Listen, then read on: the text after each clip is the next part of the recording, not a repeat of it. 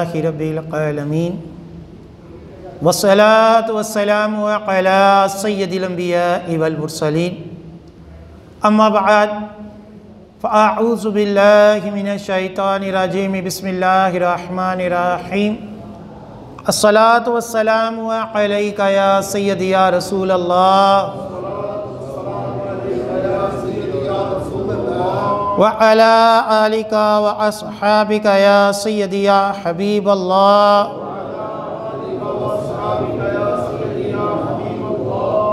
अस्सलातु वस्सलामु अलैका या सय्यदी या नबी अल्लाह व अला आलिका व अस्हाबिका या सय्यदी या नूर अल्लाह।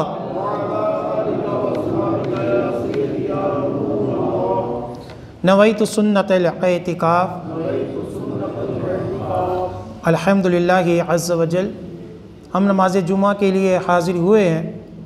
दुआ है कि रब तआला हमारी इस अदना सी हाज़िरी को अपनी बुलंद बारगाह में कबूल व मंजूर फरमा और जो कुछ इस जुमे में बयान होगा इसे सुनने की, समझने की, इसके ऊपर अमल पैरा होने की और मुझे सही तरह बयान करने की तौफीक अता फरमाए। आज किस मौजू के ऊपर बयान हो, इस हवाले से मैंने गौर व फिक्र किया कि क्या मौजू मुनासिब रहेगा। मेरे जहन में ये बात आई कि आजकल शादी ब्याह का जो है ना वो काफ़ी ज़ोर शोर है। तो उसी मुनासबत से मैंने जो मौजू सेलेक्ट किया है वो मियाँ बीवी के हकूक़, ये मौजू सेलेक्ट किया है। दिन ब दिन हमारा जो निज़ाम है घरों का वो ख़राब होता जा रहा है। तलाक़ों की शरअ का ये आलम है कि रोज़ाना कोई मसला दीगर मुआमलात का, इबादात का पूछे ना पूछे, कोई ना कोई मसला तलाक़ का ज़रूर पूछा जाता है और बग़ैर सोचे समझे गौर व फिक्र किए लड़ाई झगड़ों से तंग आकर कहीं बंदा तलाक़ दे रहा है, कहीं औरत कोर्ट के ज़रिए से तलाक़ ले रही है। और जब वजह पूछी जाए तो वो ही होती है कि ये लड़ती है, उससे पूछी जाए तो वो कहती है ये हुकूक पूरे नहीं करता। हमारे यहाँ कई ऐसे रिश्ते हैं कि जिसमें इमोशनल ब्लैकमेलिंग होती है, जिनमें एक वालिदैन का भी रिश्ता है और एक शोहर का रिश्ता है। शोहर अपने आप को मजाजी खुदा ही समझता है और बस ये चाहता है कि बीवी मेरी इताअत करे, मेरे ऊपर बीवी के कोई हुकूक शुकूक नहीं है, बस कमा कर ला के थोड़ा वो दे देता हूँ, बस इतना ही काफ़ी है। इसी तरह वालिदैन वो समझते हैं कि हमारे हुकूक अपनी औलाद के ऊपर हैं, लेकिन औलाद के हमारे ऊपर कोई हुकूक शुकूक नहीं। माँ बाप बच्चे को कह रहे होते हैं, मैं कह रही हूँ ना, मैं कह रहा हूँ ना, दाढ़ी मुंडवाओ, चलो कोई दीन का काम नहीं करना, कोई नहीं फ़लाँ जगह जाना, फ़लाँ इल्म हासिल नहीं करना, दरसे निज़ामी नहीं करना, मैं कह रही हूँ ना। इसी तरह शोहर का, हालांकि शरीयत हमारी ऐसी कामिल शरीयत है कि हर बंदे को बेलगाम नहीं छोड़ दिया, जो मर्ज़ी करता रहा, जिसके मर्ज़ी हुकूक तलब कर, हर एक को पाबंद बनाया। हम एक बाउंड्री के अंदर जो है वो रहने के पाबंद हैं। हम अपनी मर्ज़ी से, ये नहीं हो सकता कि कारोबार अपनी मर्ज़ी से करें, हलालो हराम भूल जाएं। ये नहीं हो सकता था कि हम इबादत करें तो टेढ़ी मेरी इबादत कर लें, जिस तरह मर्ज़ी नमाज गलत मलत पढ़ लें, रोज़ा जिस तरह मर्ज़ी रखें, ज़कात जिस तरह मर्ज़ी दें, हज जिस तरह मर्ज़ी करें। हम कहीं नौकरी कर रहे हैं तो नौकरी में जितनी मर्ज़ी डंडियाँ मारते रहें, टाइम पर आए ना, तनख्वाह पूरी ले लें। ऐसा नहीं है। हम मरते दम तक शरीयत के अंदर रहने के पाबंद हैं, मर्द औरत भी पाबंद है। अल्लाह ताला ने कुरान पाक में मर्दों के हुकूक के बारे में फरमाया अर्रिजालु कव्वामूना अलन निसा, जिससे ये पता चला कि जो मर्द हैं इनका मकाम व मर्तबा औरतों के ऊपर ज़्यादा रखा, उसको उनका निगहबान बनाया, उनका हाकिम बनाया, उनसे ज़्यादा कवी बनाया। लेकिन दूसरी जगह अल्लाह ताला ने ही कुरान पाक में इरशाद फरमाया व आशिरूहुन्ना बिल मारूफ, और औरतों के साथ अच्छे तरीके से पेश आओ। एक तरफ शोहर के हकूक़ इरशाद फरमाया अल्लाह ताला ने, और दूसरी जगह क्या फरमाया व आशिरूहुन्ना बिल मारूफ, औरतों के साथ अच्छे तरीके से पेश आओ। यानी दोनों को कहा कि एक दूसरे के हकूक़ पूरे करो। लेकिन हमारे यहाँ क्या होता है, हर बंदा अपनी मतलब की एक आधी दीन की बात ले लेता है और उसी को लेकर चल रहा होता है। जो उसके बरखिलाफ वो अमल कर रहा है उसको नज़रअंदाज करता है। बीवी को बस इतना ही कहेगा मैं तेरा शोहर हूँ, मेरी इताअत करनी तेरे ऊपर लाजिम, मेरी मानो, जो मैं कहूँ वो ही करो। उधर से वालिदैन कहते हैं जो हम कहते हैं वो करो, चाहे गलत कहते हैं चाहे सही कहते हैं वो अलग इशू है। बस इतना पता है कि मैं बड़ा हूँ, शरीयत ने मुझे रुतबा दे दिया तो बस मैं उसका चाहे जितना मर्जी गलत मलत इस्तेमाल करूँ, ऐसा नहीं। हाँ, औलाद के ऊपर वालिदैन का हक रखा और वालिदैन से ज़्यादा रखा। ये नहीं है कि वालिदैन के ऊपर औलाद का हक ज़्यादा, नहीं, औलाद के ऊपर वालिदैन का हक ज़्यादा है। बीवी का शोहर के ऊपर हक है, लेकिन इतना नहीं है कि बीवी प्रधान बन जाए, बीवी ब्लैकमेलिंग करे, बीवी उसके ऊपर जो है वो हाकिम बन जाए, नहीं। बल्कि एक हदीस पाक में कहा गया कि रन मुरीद हलाक हुआ। जो बीवी को अपना हाकिम बना ले, जो बीवी के मुताबिक चले, वो हलाक हुआ। शरीयत ने उसको पसंद नहीं किया। शरीयत ने क्या कहा, अर्रिजालु कव्वामूना अलन निसा, रिजाल जो है वो हाकिम है। बंदे अपनी बीवी के ऊपर हुकूमत करें, शरीयत के दायरे में रहकर निज़ाम को चलाएं। हमारे घरों का निज़ाम जब से औरतों के पास गया है, हमारे रिश्ते भी अजीबो गरीब जगह होते हैं, औरतों वाली बातें चल रही होती हैं, औरतों वाले घर में लड़ाइयाँ चल रही होती हैं, मर्द आराम से बैठे होते हैं कि ठीक है कोई मसला नहीं। इसी वजह से निज़ाम घर का ख़राब हो गया। औरत औरत वाली सोच ही रखती है, मर्द जो होता है वो जिसने दुनिया देखी होती है वो तरीके से बात करता है, तरीके से उसको पता होता है इसका अंजाम क्या होगा। हमारे पास बाज़ लोग आते हैं ना, तो जब उनके तलाक का मसला सुनते हैं ना तो पता क्या चलता है, माँ पहले कह रही होती है मेरा पुत्र है ना, मेरा पुत्र जो मेरा दूध पीते ही थे, एनू तलाक दे, एनू तलाक दे जो मेरा पुत्र है थे। जैसे ही बेटा तलाक देता है वो ही माँ बाद में आके कह रही है मौलवी साहब कोई रियायत है, कोई रियायत है ये तो दसो। पहले तुमने बगैर सोचे समझे ब्लैकमेल कर कर उसका घर तबाह करवा दिया, अब कहती हो कोई रियायत है या नहीं। इसी तरह औरतें होती हैं, पहले बात पर मुतालबे करती हैं, तलाक दो, मैंने नहीं रहना, मैंने नहीं रहना। जब तलाक मिल जाती है तो फिर कहती है मैं इसको छोड़ कर नहीं कहीं जा सकती। ये निज़ाम हमारा इसी तरह चल रहा है। वजह क्या है, ना हमें दीन का इल्म है ना औरतों को इल्म। जहेज़ जितना भी औरत लाती है, हर कीमती चीज़ के साथ एक उसकी किताब होती है कि इस मशीनरी को इस तरह चलाना है, उसके एक पूरा तरीक़ेकार लिखा होता है। बीवी को किस तरह चलाना है इसका हमारे पास कोई तरीका नहीं होता, ना हमने सीखा होता है। कई बंदे तलाक देने के बाद जितना पढ़ते हैं ना, उतना तलाक देने से पहले पढ़ लेना तो कभी तलाक ना दे। बाद में सारे पढ़ते हो, फ़लाँ मौलवी ये कहता है, फ़लाँ ये कहता है, पहले नहीं पढ़ते। लिहाजा जो निज़ाम चल रहा है, हर एक को अपने अपने हुकूक और शरई इल्म हासिल करना ये ज़रूरी है। पहले इस बयान में औरतों के ऊपर जो शोहर के हुकूक है वो बयान होंगे, उसके बाद जो औरत के अपने शोहर के ऊपर हकूक़ हैं उनका भी बयान, वो भी सारे का सारा अहादीस की रोशनी में होगा। नबी करीम सल्लल्लाहु अलैहि वसल्लम ने इरशाद फरमाया, मुस्तदरक हाकिम की हदीस पाक है, जिल्द नंबर 4 है, सफ़ा नंबर 167 है। नबी करीम सल्लल्लाहु अलैहि वसल्लम ने फरमाया, हज़रत आयशा सिद्दीक़ा रज़ी अल्लाह ताला अन्हा से मरवी है कि या रसूलल्लाह सल्लल्लाहु अलैहि वसल्लम, औरत पर सबसे ज़्यादा हक़ किसका है? अम्मा आयशा सिद्दीक़ा रज़ी अल्लाह ताला अन्हा ने आका अलैहिस्सलाम से पूछा कि या रसूलल्लाह सल्लल्लाहु अलैहि वसल्लम, अय्युन नासु आज़मु हक़्क़न अलल मरअती, कि सबसे ज़्यादा औरत पर किसका हक़ है?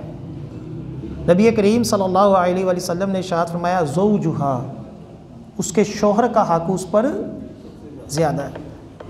हम आयशा सिद्दीक़ा ने मज़ीद पूछा, फ़अय्युन नासी आज़मु हक़्क़न अलर रजुल, और मर्द के ऊपर किसका हक़ सबसे ज़्यादा है? आका अलैहिस्सलाम ने फरमाया, उम्मुहु, उसकी माँ का हक़ उसके ऊपर ज़्यादा है। ये वाज़े फरमान है, औरत के ऊपर उसकी माँ का हक़ ज़्यादा नहीं, औरत के ऊपर किसका हक़ ज़्यादा है? उसके शौहर का हक़ ज़्यादा है। यानी एक तरफ शौहर है, एक तरफ माँ है, तो माँ की बनिस्बत शौहर का हक़ औरत के ऊपर ज़्यादा है, और एक तरफ बाप है, एक तरफ माँ है, एक तरफ बीवी है, तो मर्द के ऊपर सबसे ज़्यादा हक़ किसका है? माँ का है। ये वाज़े तक़सीम कारी है। ऐसा नहीं हो सकता कि हम अपनी मर्ज़ी से इस दर्जात को आगे पीछे कर लें। वजह क्या बयान करें? जी वो मेरे से ज़्यादा प्यार करती है, वो मेरे से ज़्यादा मोहब्बत करता है। ये दलील नहीं। एक बंदा अगर हमारे हक़ तलफ़ कर रहा है, बिलफ़र्ज़ माँ है, किसी की माँ जो है वो उसके साथ अच्छा सलूक नहीं कर रही, अब इसका मतलब ये नहीं कि ये अपनी माँ के भी हुकूक तलफ़ कर दे। माँ से उसके आमाल की पूछ होगी, औलाद से उसके आमाल की पूछ हो, हर एक से अपने अपने आमाल की पूछ होगी।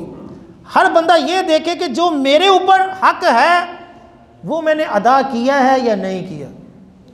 एक बंदे ने अपनी माँ का हक़ अदा किया, उसकी खिदमत की, उसको खुश रखा है, माँ चाहे ना रखे, ये करता रहे। इसी तरह औरत के ऊपर शौहर का हक़ ज़्यादा है। अब शौहर अपने हकूक़ तलफ़ कर रहा है, तो इसका नतीजा ये नहीं कि बीवी भी कहे कि मेरा भी कोई हक़ नहीं है। ये नहीं, ये गिव एंड टेक जो होता है ना, ये रिश्तों में नहीं चलता, फिर घर का निज़ाम ख़राब होता है। रिश्तों में क्या चलता है? तू अपना हक़ अदा कर दे, वो अगर नहीं करता तो ये उसका मसला है। एक दूसरी हदीस पाक में, अल-मुस्तदरक ही की हदीस पाक है, जिल्द नंबर 4 है, सफ़ा नंबर 189 है। किसी ने सवाल किया कि शौहर का बीवी पर क्या हक़ है? एक औरत ने कहा कि शौहर का बीवी पर क्या हक़ है? अगर मैं उस हक़ को पूरा करने की ताकत रखती हुई तो शादी कर लूँगी, वरना मैं शादी नहीं करूँगी। एक औरत ने आका अलैहिस्सलाम से पूछा। नबी करीम सल्लल्लाहु अलैहि वसल्लम ने इरशाद फरमाया, शौहर का हक़ बीवी पर यह है कि अगर शौहर के जिस्म से पीप और कच लहू बहता हो, फिर औरत उसे चाटे तो भी शौहर का हक़ अदा ना किया। ये एक मुबालगे के तौर पर आका अलैहिस्सलाम ने फरमाया कि इस कदर हक़ है। ये नहीं है कि बीवी जो है ना वो माज़अल्लाह उसका पीप पीनी शुरू कर दे, नहीं, एक मिसाल दी मुबालगे के तौर पर।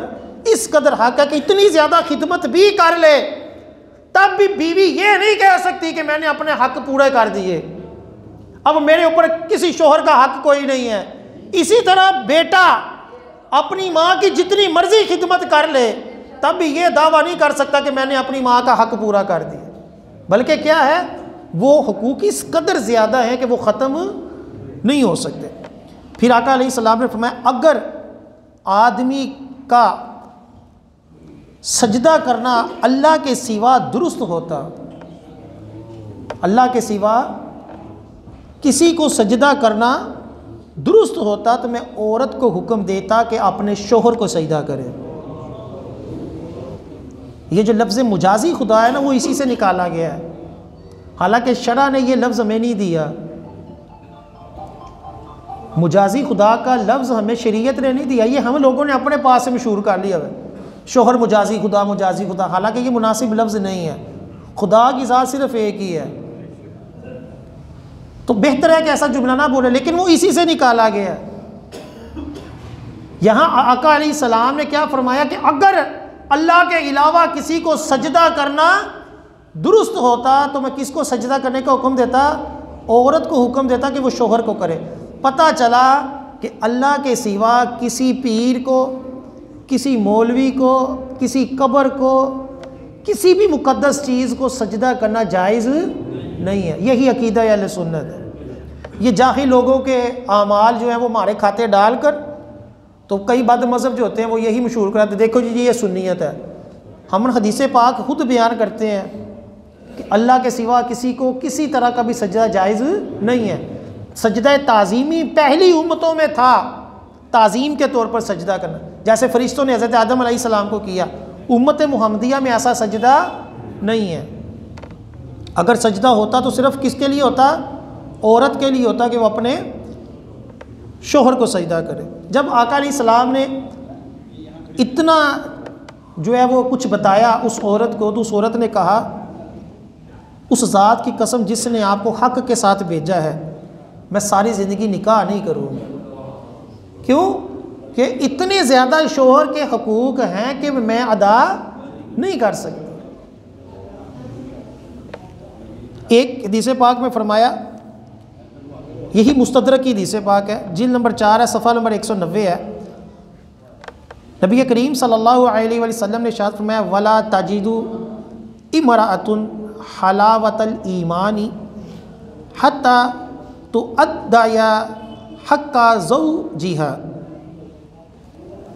कि औरत उस वक्त तक ईमान की लज्जत नहीं पा सकती, हत्ता तुअद्दिया हक्का ज़ौजिहा, कि जब तक कि अपने शौहर का हक अदा ना कर दे। औरत उस वक्त तक ईमान की लज्जत नहीं पा सकती जब तक शौहर के हक को अदा ना कर दे। और एक हदीस पाक में इसी मुस्तदरक की सफ़ा नंबर 193 193 नबी करीम सल्लल्लाहु अलैहि वसल्लम ने फरमाया, अल्लाह ताला उस औरत की तरफ नज़र रहमत नहीं फरमाता जो अपने शौहर का शुक्र अदा नहीं करती। और औरत शौहर से मुस्तगनी बेपरवाह नहीं हो सकती। यानी औरत ज़ात हो और वो सारी ज़िंदगी बग़ैर मर्द के सहारे रह सके, आका अलैहिस्सलाम ने फरमाया नहीं हो सकता ऐसा। आप देख लो इतनी जदीद औरतें, जी हम, मेरा जिस्म मेरी मर्ज़ी, मैं सारा कुछ, कई मराहिल के ऊपर जाकर उसको भी किसी न किसी मर्द के सहारे की ज़रूरत पड़ती है। तो शरीयत ने क्या कहा? औरत को ये बावर करवा दिया कि तुम चाहे सफ़र कर रही हो, चाहे कहो कि मैं 1 मिनट में जहाज़ में बैठ के दूसरे मुल्क में चली जाऊंगी, हर मरतबा जहाज़ टाइम से नहीं उड़ता। और जहाज़ बाज़ जब आजमाइश हो जाए तो उस वक्त जो औरतों के ऊपर मसाइल होते हैं, जो औरतों की मुसीबत में होती हैं, वो जिन्होंने कभी औरतों को मुसीबत में इस तरह देखा वो ज़्यादा बेहतर जानते हैं क्या हाल होता है। गाड़ी चलाना औरत के लिए बड़ा आसान है जी, गाड़ी चला रही, लेकिन जब पैंचर हो जाए तब औरत क्या करती है? औरत को शरीयत ने नाजुक मिजाज बनाया और शरीयत ने उसके मुताबिक जो मुनासिब काम थे उसके सुपुर्द कर दी। हालांकि वो भी बड़ी हिम्मत वाले काम है। बच्चा पैदा करना औरत के लिए हिम्मत है, मर्द कभी सोच भी नहीं सकता वो इतनी तकलीफ बर्दाश्त कर सकता है। लेकिन शरीयत ने एक ऐसा निज़ाम दिया कि जो काम जिसका है उसी को साजे। जो औरत बिला वजह ही यानी शौकिया नौकरियां कर रही होती हैं,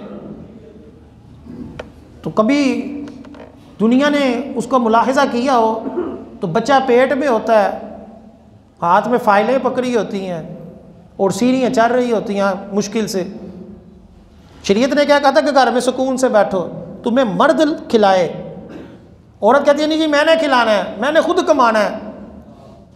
फिर मुशक्क़तें बर्दाश्त करती हैं। तो जब उसे पूछा जाए कि तेरे लिए सबसे ज़्यादा सुकून वाला दिन कौन सा है, तो वो कहेगी संडे वाला दिन, कि जब मुझे छुट्टी होती है। तो शरीयत ने कहा था कि तुझे सारा साल ही छुट्टी है, घर ही बैठ। मर्दों से पूछ कर देखो कि कमाना कितना मुश्किल है।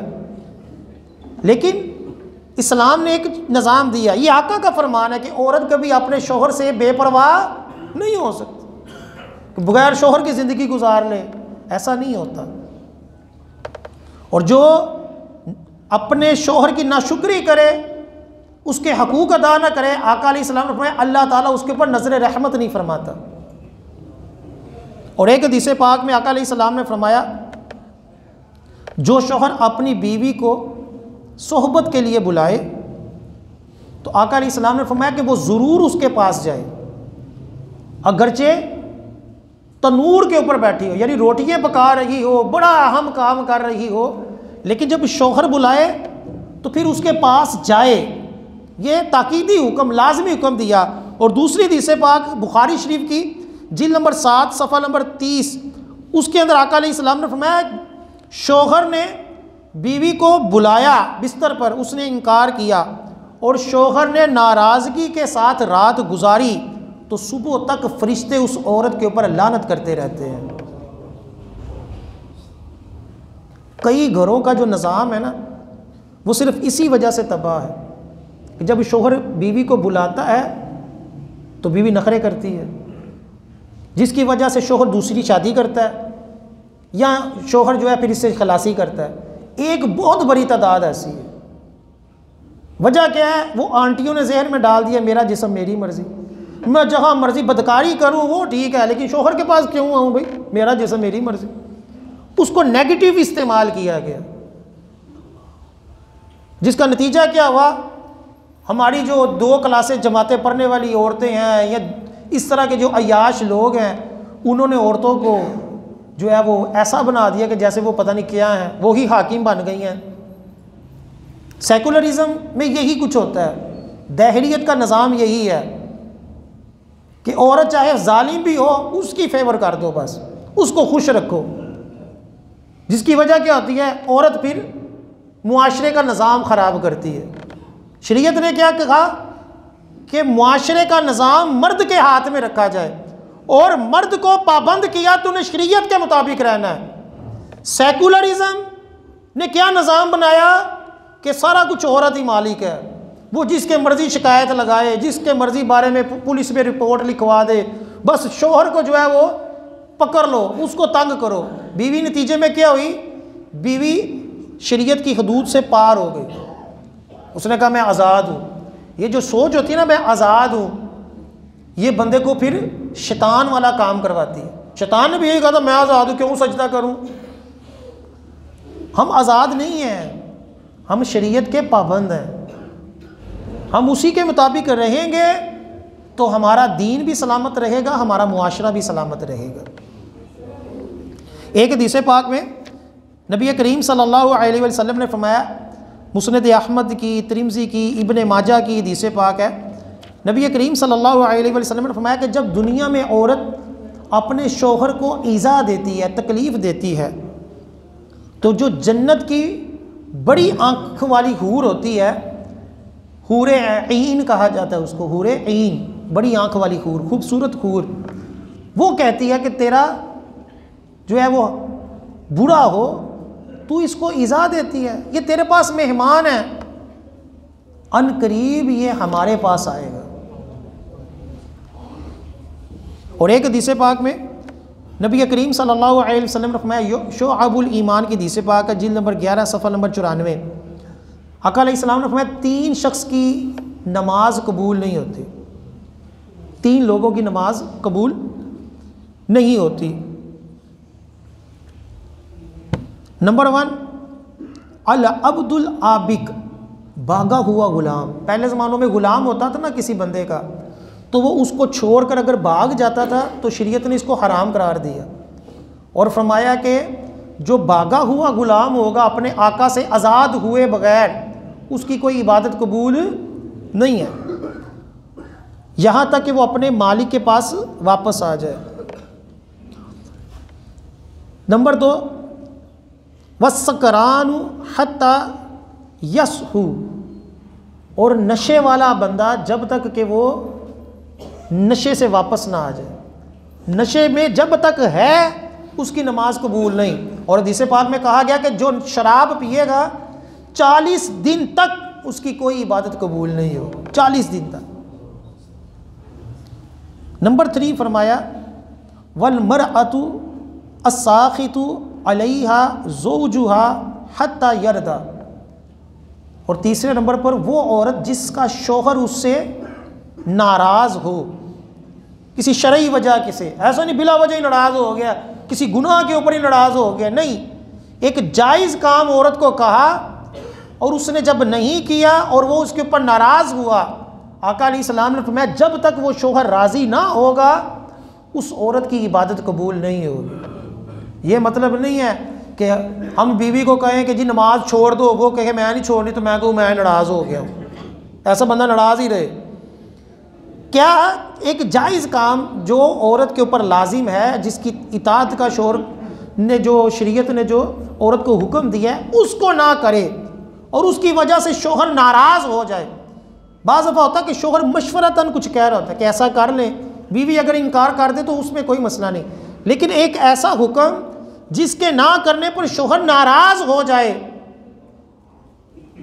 उस सूरत में कहा गया कि औरत की जो नमाज है वो कबूल नहीं होती। हमारे यहाँ क्या होते हैं, शौहर ने ये हदीस सुनी होती है, शौहर राज़ी नहीं तो नमाज कबूल नहीं, अब पुट्ठे सीधे फतवे दे दे कर, पुट्ठे सीधे मसाइल बयान कर कर कर उस बेचारी को नमाज भी नहीं पढ़ने देते, उसकी नमाजों के ऊपर तनकीद करते हैं, तेरी केरी कबूल होनी है, तेरी केरी कबूल होनी है। ऐसा नहीं है, यानी कि कोई जायज़ भी काम हो, अजीबो गरीब, यानी मिसाल है, शौहर कहता है कि अपने वालिदैन से ना मिलो, मैं नाराज़ होऊंगा इसके ऊपर, शरीयत क्या कहती है कि वालिदैन से कता तलकी जायज़ नहीं है। अब शौहर की ये बात मानना शरअन ही जायज़ नहीं है। अब शौहर अगर नाराज़ होता तो होता रहे। इसी तरह शौहर कहता है अपने भाई से ना मिलो, तो भाई से कता तलकी करना शरअन जायज़ नहीं है। अब इसकी वजह से शौहर कहता है मैं नाराज़ हूँ, तो इसकी शरत में कोई हैसियत नहीं। जायज़ काम कहा और उसके ऊपर औरत इताअत नहीं कर रही, यानी शौहर कह रहा है कि बिला वजह घर से बाहर ना निकलो, तो शरीयत भी कहती है ना निकलो, फिर भी वो बाहर निकले और शौहर नाराज़ हो, या शौहर कहता है पर्दा करो, बीवी पर्दा नहीं करती, अब शौहर नाराज़ होता है, तो उस सूरत में ये वईद है कि उस औरत की इबादत कबूल नहीं है।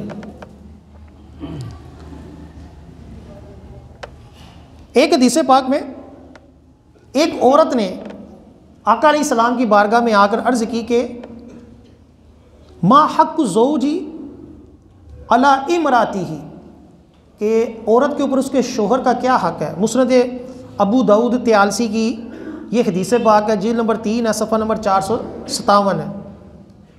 आका अलैहिस्सलाम ने फरमाया शौहर का हक़ ये है कि अपने नफ्स को उससे ना रोके, अगरचे कजावे पर सवार हो, यानी जितना मर्जी अहम काम कर रही है, लेकिन जब शौहर अपने पास बुलाए तो अपने नफ्स को उससे ना रोके।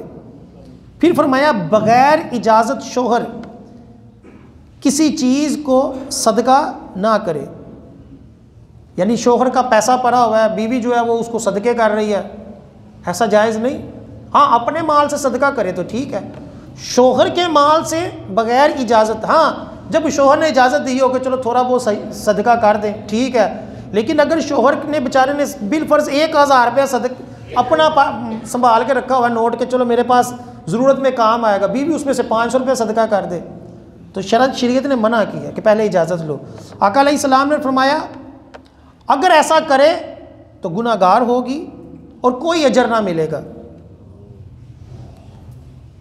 फिर फरमाया कि शौहर की इजाज़त के बगैर नफली रोज़ा ना रखे, फ़र्ज़ रोज़ा नहीं नफली रोज़ा शौहर की इजाज़त के बगैर ना रखे, कि बाज़ दफ़ा औरत जब नफली रोज़ा रखती है तो वो कमज़ोर हो जाती है, शौहर के साथ हक़ ज़ौजियत अदा नहीं सही तरह कर पाती, या शौहर की खिदमत सही नहीं कर पाती, या घर के काम काज नहीं सही कर पाती, इसके ऊपर शौहर कहता है कि तुम नफली रोज़ा ना रखो।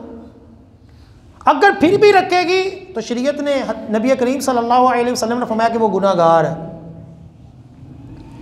फरमाया शौहर की इजाज़त के बगैर घर से ना निकले, अगर उसने ऐसा किया तो रहमत के फरिश्ते और गज़ब के फरिश्ते उस औरत के ऊपर लानत करते हैं यहाँ तक कि वो तौबा कर ले या वापस आ जाए। अब अगला जो पॉइंट है, जो हदीस पाक के आखिरी अल्फाज हैं, वो बड़े अहम हैं। सहाबिया ने पूछा, व इन काना जालिमन, या रसूलल्लाह सल्लल्लाहु अलैहि वसल्लम अगरचे शोहर जालिम हो। आका अलैहिस्सलाम ने फरमाया, व इन काना जालिमन, अगरचे शोहर जालिम हो। इस हदीस पाक में हमारे पूरे घरों का निज़ाम जो है वो उसका बेहतर होना छुपा हुआ है कि बीवी के ऊपर उसके हुकूक ख़त्म नहीं होंगे अगरचे शोहर क्या हो, जालिम हो। बीवी ये नहीं कह सकती कि मेरा शोहर मेरे कौन से हुकूक पूरे करता है कि मैं भी करूँ। इसी तरह वालिदैन के बारे में भी हदीस पाक में फरमाया गया कि वालिदैन अगरचे जालिम हो, औलाद के ऊपर उसके हुकूक जो हैं वो ख़त्म नहीं होंगे। हर एक बंदे ने अपना हक पूरा करना है, अगरचे उसको रिस्पॉन्स के तौर पर सही ना हक मिल रहा हो, लेकिन उससे उसके हक की पूछ होगी। ये नहीं है कि मैं किसी के हुकूक पूरे ना करूं, मैं गलत मलत नमाज पढ़ा दूं कि मुक्तदी कौन सी मेरी इज्जत करते हैं। ऐसा थोड़ी होगा। मैं जिस काम के ऊपर पाबंद हूं, मेरी जिम्मेदारी है कि वो काम करूं, सही तरीके से करूं। आगे लोग अगर उसके बरखिलाफ मेरा हक अदा नहीं कर रहे तो ठीक है, ये उनका मसला, वो जाने, उनका रब जाने। इसी तरह औलाद है, इसी तरह मियाँ बीवी के हकूक़ है। ऐसा नहीं है कि बंदा कहे कि बीवी अच्छी नहीं है तो मैं उसके हकूक़ पूरे क्यों करूँ, बीवी कहे कि बंदा अच्छा नहीं है तो मैं क्यों करूँ। आका अलैहिस्सलाम ने फरमाया अगरचे शौहर जालिम हो तब भी यही अहकाम है कि बीवी के ऊपर अपने शौहर की इताअत करना ज़रूरी है। बीवी को बगैर इजाज़त शौहर के घर से निकलना जायज़ नहीं, बीवी को बगैर शौहर की इजाज़त के सदका करना जायज़ नहीं। वजह क्या है कि अगर इन चीज़ों की नाफरमानी करेगी तो घर का निज़ाम और ज़्यादा ख़राब होगा। तो शरीयत ने क्या कहा, तुम अपने आप को संभाल लो, एक दिन आएगा कि शौहर भी सही हो जाएगा। औलाद अगर वालिदैन के आगे खड़ी हो जाएगी और मुकाबलाबाजी करेगी तो घर का निज़ाम कभी भी नहीं ठीक होगा, और ज़्यादा बिगड़ेगा। लेकिन औलाद को कहा गया कि तुम सब्र करो, एक वक्त आएगा कि अगर वालिद ज़्यादती कर रहा तो वो भी सुधर जाएगा। ऐसा देखा भी गया, होता भी है। एक हदीस पाक है मोजमे कबीर की, बड़ी अहम हदीस पाक है। नबी करीम सल्लल्लाहु अलैहि वसल्लम ने इरशाद फरमाया, जो औरत खुदा की इताअत करे,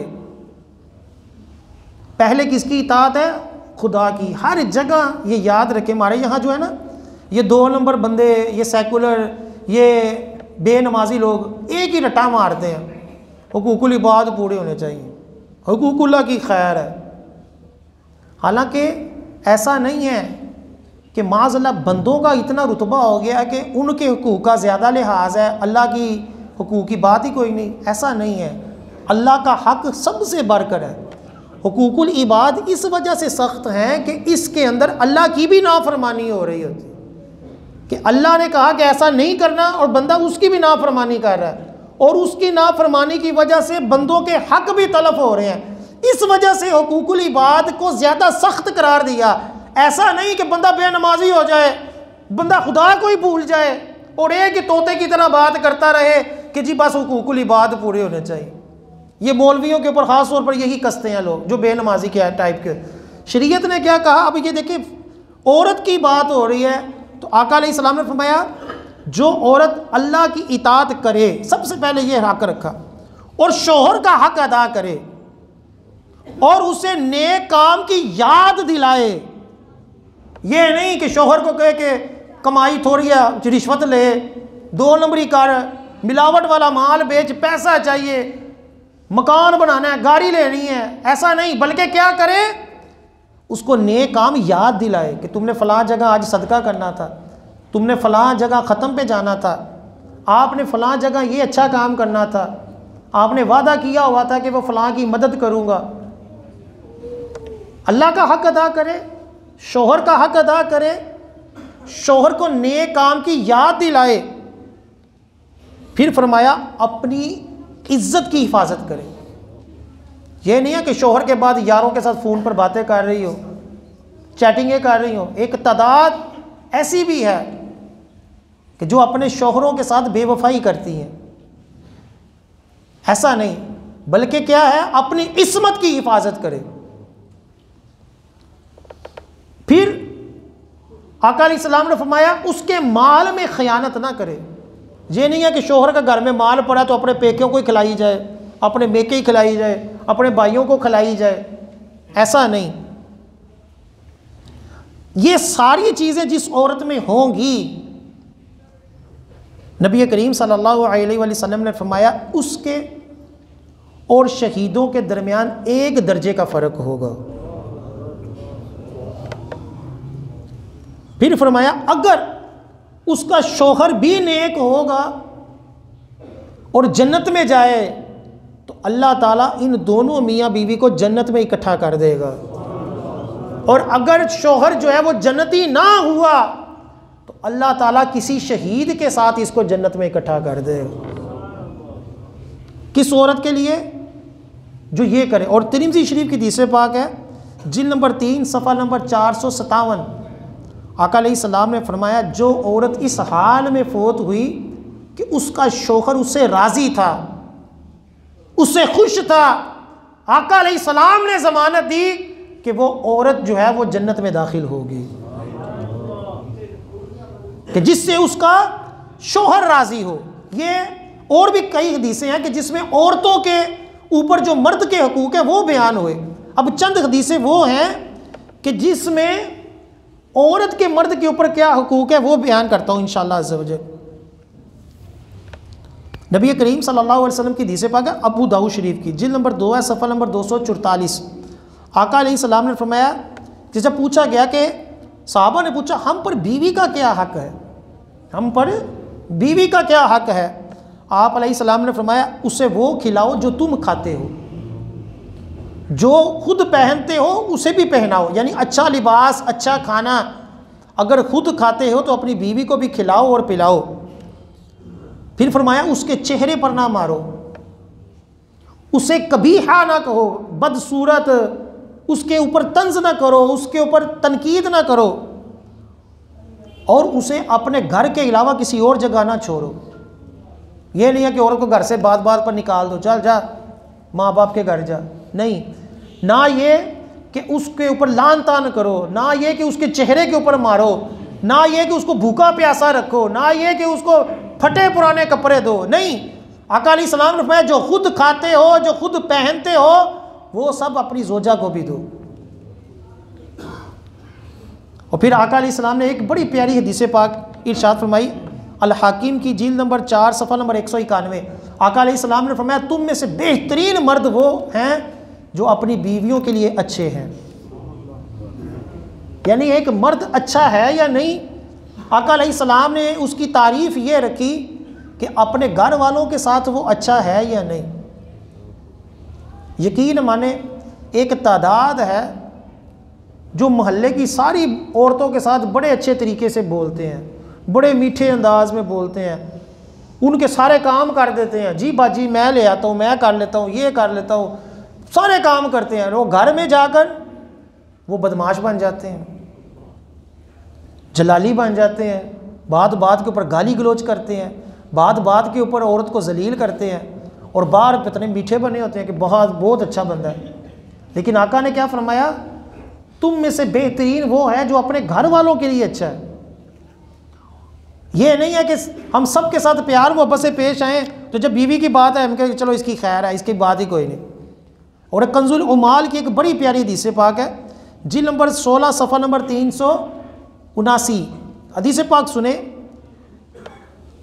आका अलैहिस्सलाम ने फरमाया कि मेरी उम्मत में से क़यामत वाले दिन एक शख्स को लाया जाएगा और उसके पास कोई नेकी नहीं होगी जिसकी बिना पर वो जन्नत की उम्मीद रखे, कोई नेकी नहीं होगी। लेकिन अल्लाह ताला फरमाएगा इसको जन्नत में दाखिल कर दो, इसलिए कि ये अपने घर वालों के ऊपर रहम करता था।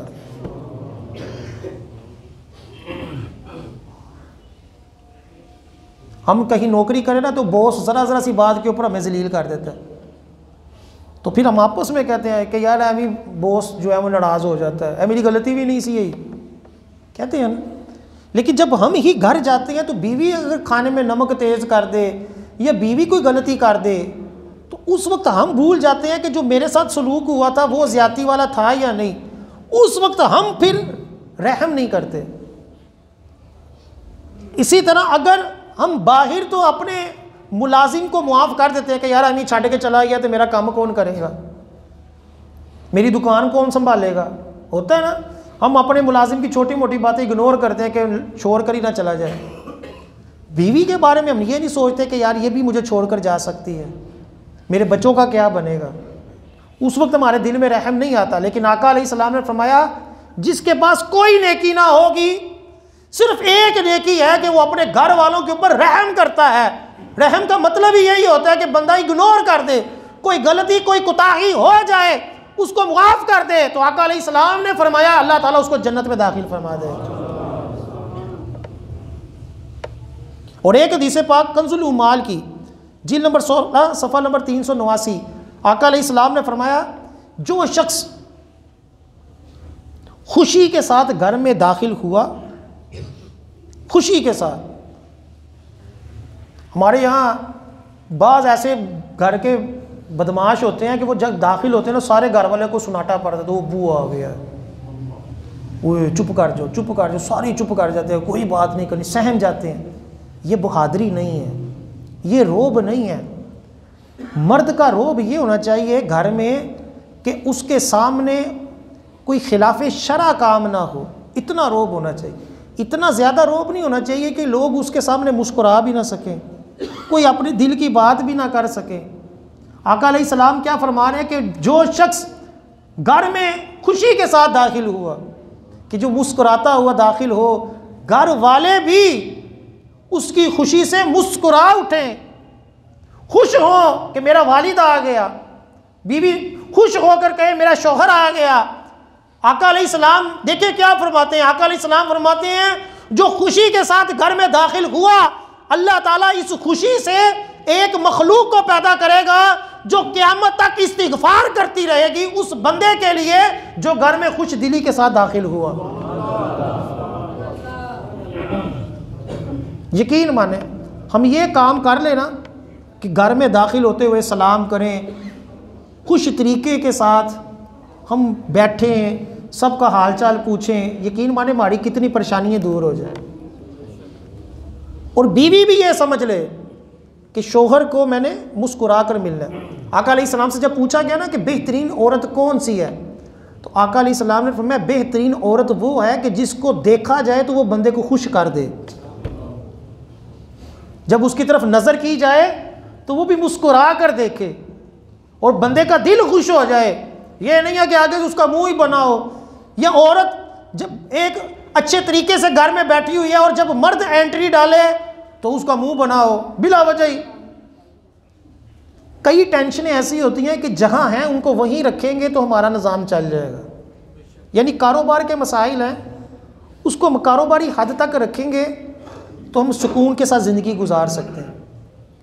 कारोबार की टेंशन हम घर में भी ले जाएंगे तो रात की नींदें भी ख़राब हैं, परेशान ही रहेंगे।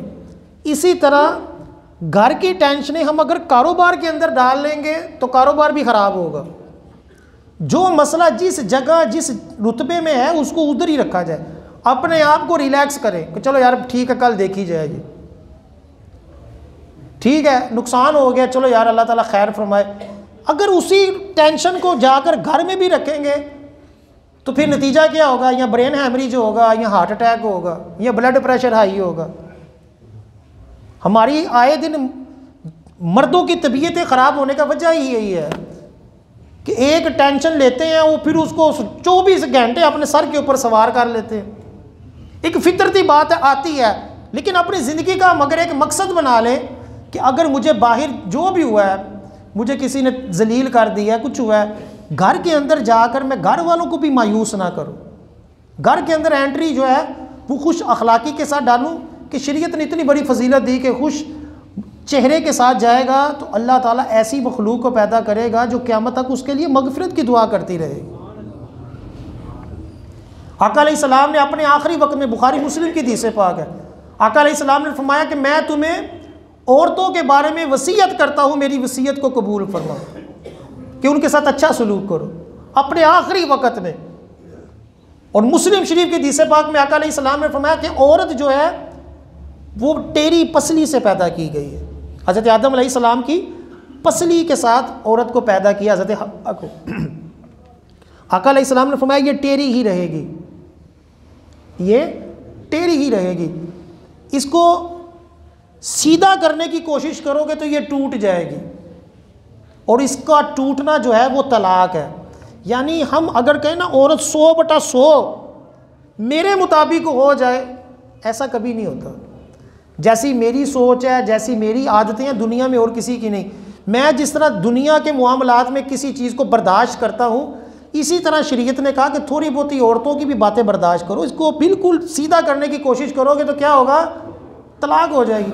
और मुस्लिम शरीफ की हदीस पाक में फरमाया कि मोमिन बंदा अपनी मोमिना बीवी से बुग़्ज़ ना रखे, अगर उसकी एक बात बुरी है तो जो अच्छी बात है उसको सामने रखे, बुरी बात को इग्नोर करें। हम में कितनी खामी है, हम कितने नेक हैं हमें भी पता है। तो हम अगर चाहें कि मेरी बीवी 100/100 हो, शरीयत ने कहा ऐसा नहीं होगा, कुछ ना कुछ तुम्हें कंप्रोमाइज़ करना पड़ेगा। अल्लाह ताला की बारगाह में दुआ है हमें एक दूसरे के हकूक़ पूरे करने की तौफीक अता फरमाए। आमीन सुम्मा आमीन। अभी अजान होगी, उसके बाद आप सुनते हैं।